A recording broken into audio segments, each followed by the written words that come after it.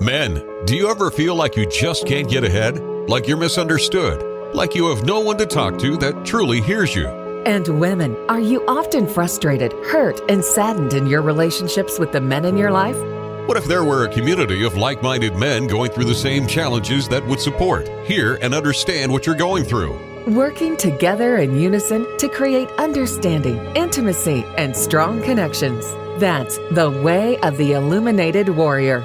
Way of the Illuminated Warrior Talk Show is a forum of candid conversations for men and women about men. Being a man today is not always easy. Until now.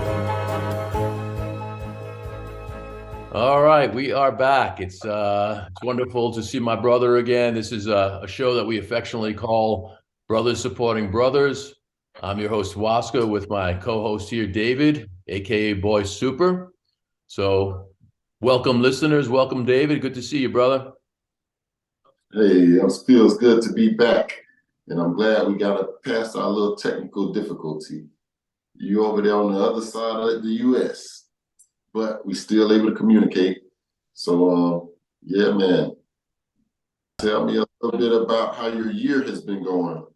Yeah, it's been a real interesting year, man. It's been a lot of challenges between health and finances and relationship and just a lot of stuff. So I thought what a good topic would be about like renewal and revival and recovery and resurrection, especially since we're recording this. We just past the celebration time of Easter and Passover, which are times of renewal and resurrection. So I thought that would be a good topic. So interesting that you asked that question. And it brings up another big challenge for me has been my mom's health. I mean, she's kind of like a cat with 9 lives, because we thought she was be gone a number of times, even over the last few years. Yeah, she's been living with Parkinson's and dementia, a lot of physical challenges. Her eyesight is going. She's taken a number of falls in the last few years, and but what's really, I would say, is keeping her going. Her resurrection and recovery, so to speak, has been really just about love. I will say love has been the catalyst that's keeping her going, and the support of family and all. So that's been like a big thing for me. And so I'd like to dedicate the show to her, because she's going to be 88 in May of this year. And that's a big milestone. So she's resurrecting, man. So that's been a big thing for me. Yeah. My mom's health, and there's other topics, but I'll let you chime in. How about yourself? What kind of things are you like resurrecting and recovering and reviving from? Oh, man. That was some great stuff you just gave about you're dealing with the health and the finance and the relationships. Same here. I'm currently single, though. And I'm going to tell you, I don't know about resurrecting at the moment, but I was passing around a message this year. Something that happened to me here recently.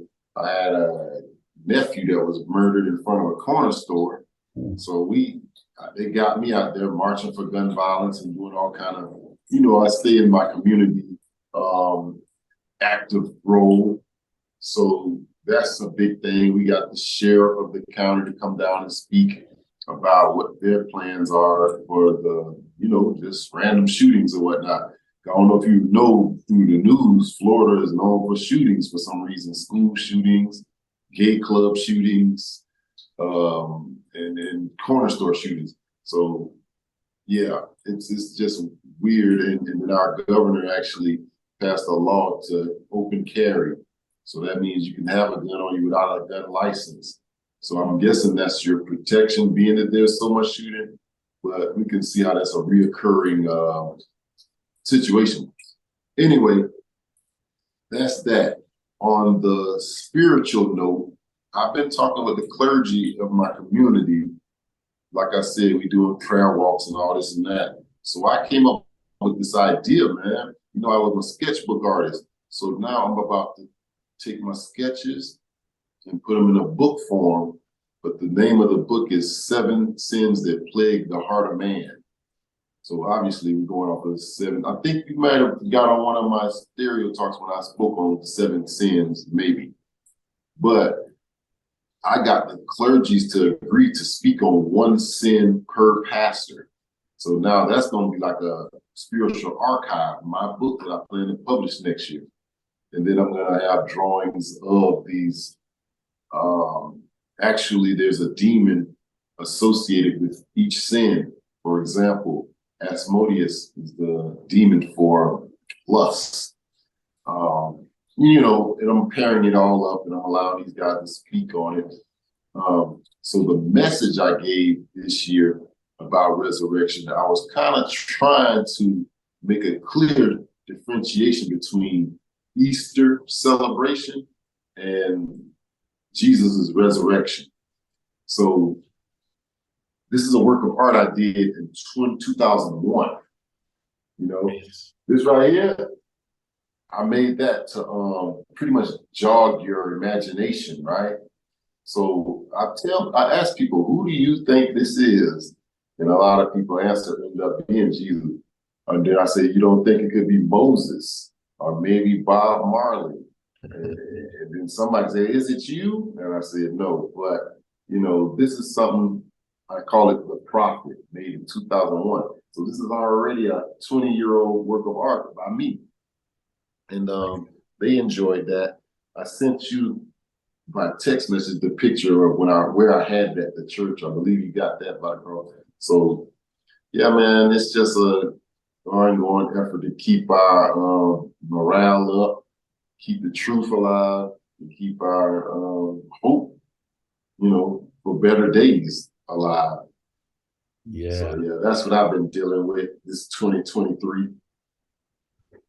Yeah, beautiful, man. I don't know if we could see that. Oh, where's my camera there? Oh, with the picture there. Yeah, that's what I got from you. I guess that was in front of church, which is kind of cool.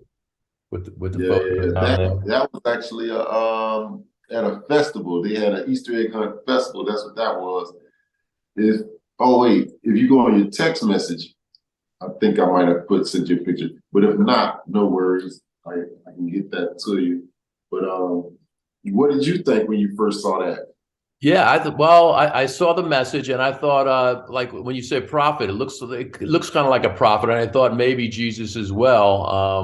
But also listening to you, it could be like really like every man, you know, the soul of man, because we all are capable of all those seven deadly sins, you know. It's like holding up that mirror for our brothers, you know. It's like that's why judgment is like, you know, judge and you shall be judged, right? Because we are all capable of any of those things. I fully believe that, and it's the choice of searching your heart and hopefully not doing any of those sins, or at least being aware of it and bettering ourselves when we realize we're doing something that's not of high and, you know, righteous value to ourselves or anybody else. You know, do unto others, right? So yeah, definitely. Yeah. So that's kind of my new little mission. My purpose is to go ahead and finish this book, and I think it's going to be a good thing for people on a spiritual journey, because, like you said, if we operating consciously with the decisions we're making. And now I'm giving you the key to knowing what spirit you are in. Like, am I operating with the spirit of gluttony every time I want something to eat? Or am I operating out of greed every time I'm trying to make a deal with somebody? You know, I think that they're going to understand that. And on the severe and more drastic end, you know, these sins can lead people to kill. You know, there's a story in the Bible where King David saw a woman taking a bath and he wanted her. So he got her, but the way he got her was sending her husband off to war.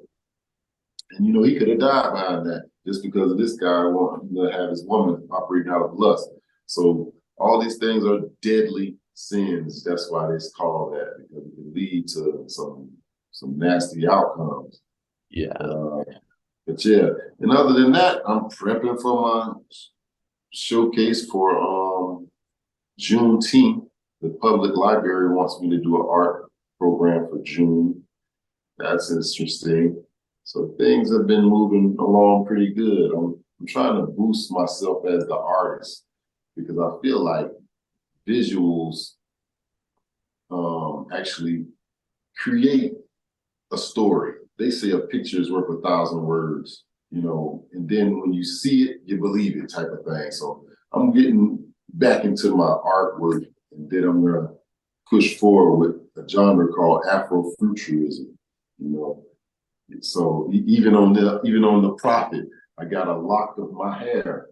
That's actually the hair of wool, whatever they try to describe Jesus in the Bible. So I put that there to be symbolic in a sense.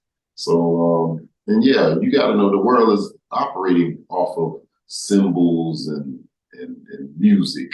The music is a driving force, man. You can't believe, you know, sometimes you'd be surprised at the music people feeling, or even in a big crowd, how music can move the whole situation, you know, with certain songs. Yeah, and then you see certain symbols, you respond to that as well when you get with your eyes. There's a theory of color. Even colors provide certain intelligence for when you see that color, you know. Like I'm sure you heard of yellow is exciting or whatever. Gray is a little gloomy, you know. That's just bare basic knowledge of it, but those things do play a role in your perception of what you're looking at.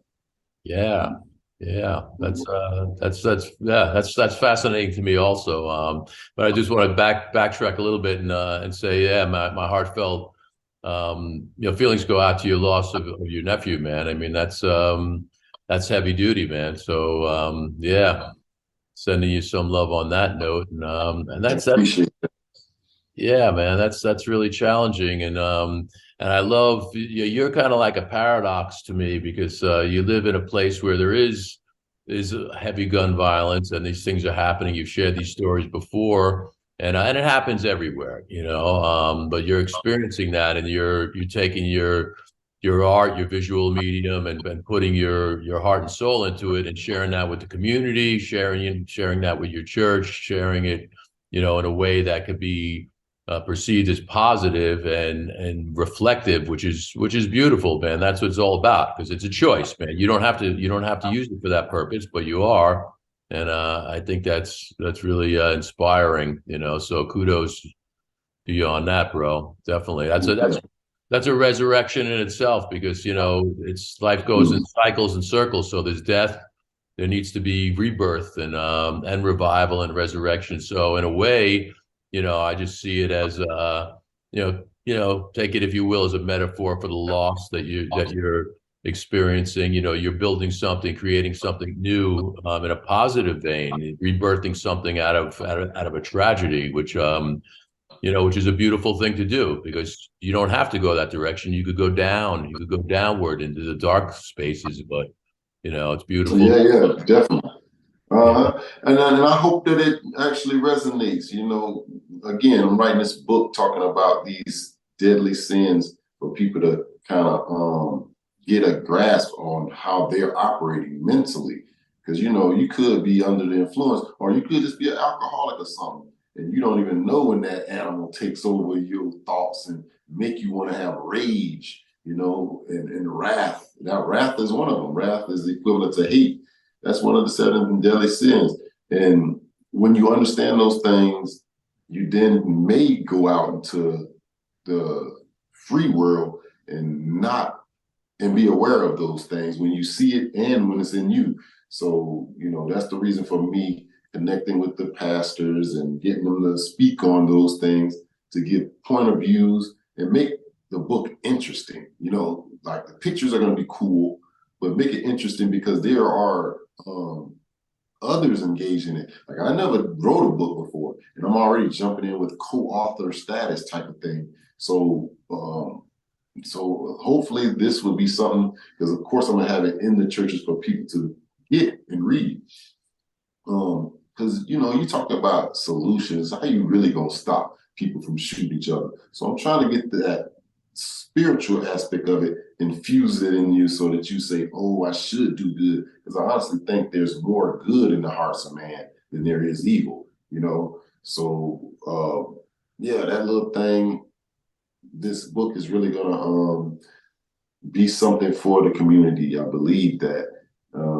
Because the sheriff can't tell you nothing. And let me talk to you a little bit, Waska. They're talking about putting up these new age cameras. You saw Terminator and you know what Skynet is. We are headed that way, man. I'm talking facial recognition, license plate database that shoots straight to the wherever to see if you got a suspended driver's license or no insurance. They got all kind of ways to just pull you over, and the cameras can go live as well. So a person can tap into the street you on and see. I don't know if it's only law enforcement, but the fact that the cameras can go live for people to see is something as well. You can, you might be in New York and you tapping into what I'm doing here on my street. So that's almost a little scary in the name of security, and then a cop on every street, it's sounding real RoboCop-ish, real prisonish, if I can say, just so I'm hoping that the violence will stop. This is my little way of putting forth an effort to stop it, because look, our governor said buy all the guns you can if you feel like you're in fear. So, the purchasing of weapons is not going to stop. So the guns don't kill you though. It's the people with the guns. So now we got to get in the minds of those people to say that's not right. So, shoot, man. And look, I did not sign up for this, but since I'm just in it, I think that I'm a person of influence that can kind of do something and at least put forth an effort. So when I die, y'all say, oh, he did try, We'll be right back after this. Hey guys, this is Waska. Listen, if you're hearing my voice, there are no coincidences. Are you ready to get unblocked and take the next step forward, whether it's with relationship issues, finances, or just moving into the next phase to elevate yourself? Listen, bros, this is what I do. I'm here for you. Drop me an email at Waska, that's WASKA, at ILLUMINATEDWarrior.com. We will work on this together and take you to the next step. I promise you'll be glad you did. It's heavy stuff, man.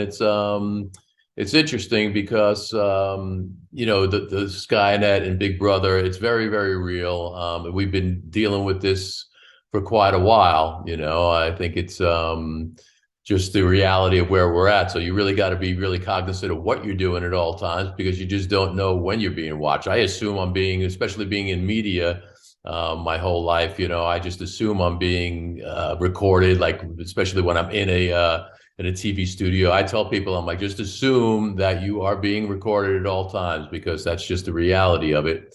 And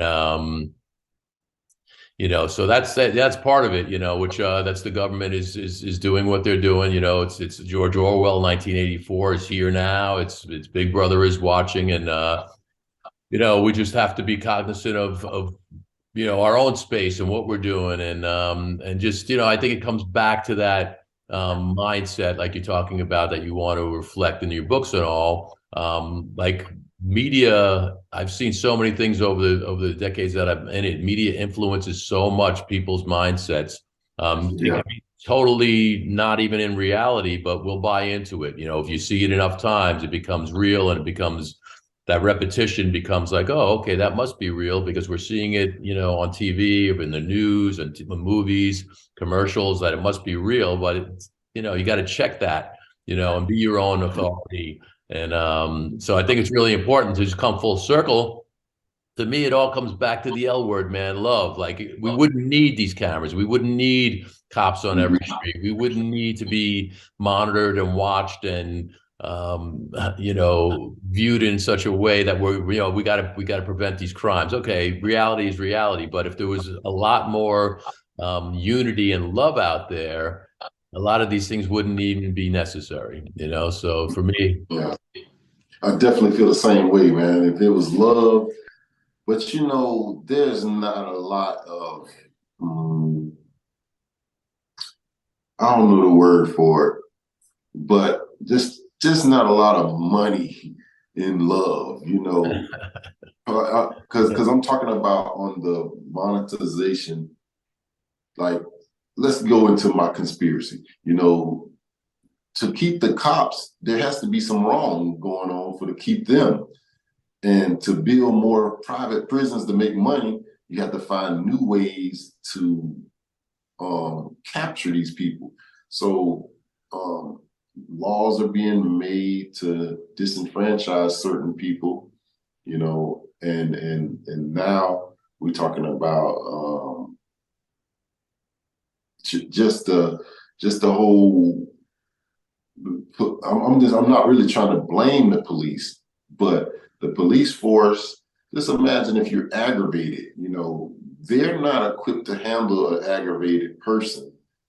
You know, you get to cussing them out, and they trying to find ways to hurt you at this point. Because we have had police shootings as well. We're not just talking about civilians or black on black or none of that. We've had all kind of different stuff happening. So yeah, it's just a cleansing of the mind needs to happen. And you know, I'm not Barney or on Sesame Street, but we definitely can find ways to soften it up. You know, yeah, and love is the first thing in the whole. Because see, love will bring people in to want to do things to help one another.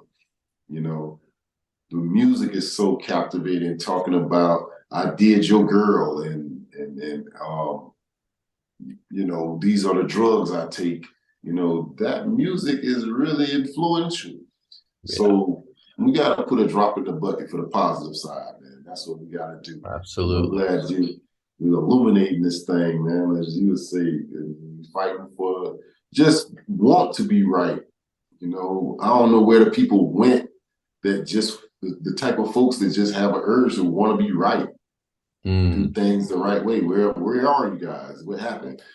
But yeah, that goes back to my theory. You know how everything is about money.